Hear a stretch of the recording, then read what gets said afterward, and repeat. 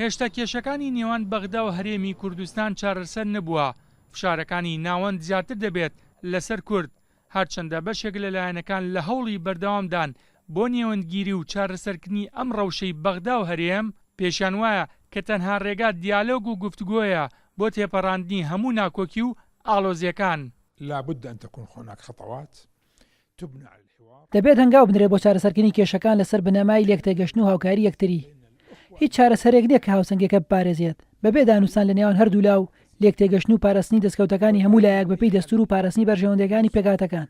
ئەگەر تاگلایانە هەوڵ بدات ئەوە هەمووان زەرمەند دەبن. لە سەرەتادا گەل پشکی ئەو زەرەرەی بەردەکەوێت. پەرلەمانتارێکیش دەڵێت تەنها لە ڕێگەی دیالۆگ و دەستورەوە ڕەوشەکە هێور دەبێتەوە.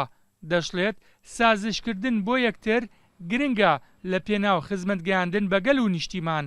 مجلس النواب هو مجلس النواب لكل العراقيين والعاصمة هي عاصمة كل العراقيين. ئەنجومەنی نوێنەران ئەنجومەنی هەموو پێکاتەکانە و بەغدادیش بۆ هەمومان درگای واڵایە و ئومێد دەکەین کە کێشەکان پێش دانیشتنی ئەنجومەنی نوێنەران چارەسەر ببێت و داوەش لە نوێنەرە کوردەکان دەکەین فشاری زیاتر بکەن لەسەر سەرکردایەتی سیاسی کوردی بۆی بە بڕیارێکی گونجاو بگەڕێنەوە بۆ ئەوەی ڕێگە خۆشکەر بێت لە بەرامبەر حکوومەتی ناوەند.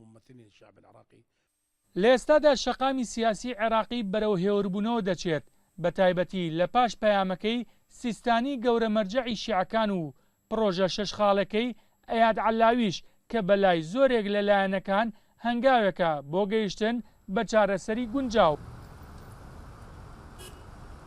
لایەنە سیاسی عەرەبیەکان گەڕانەوەی نوێنەرانی کورد بۆ بەغدای پایتەخت و بەشداریکردن لە کۆبوونەوەکانی پەرلەمان بە گرنگی دادەنێن بۆ چارەسەرکردنی کێشە سیاسیەکان بە شێوەیەکی دەستوریانە و زەمینەیەک لەبار بێت بۆ کۆبوونەوەی ناوەند و حکومەتی هەرێمی کوردستان.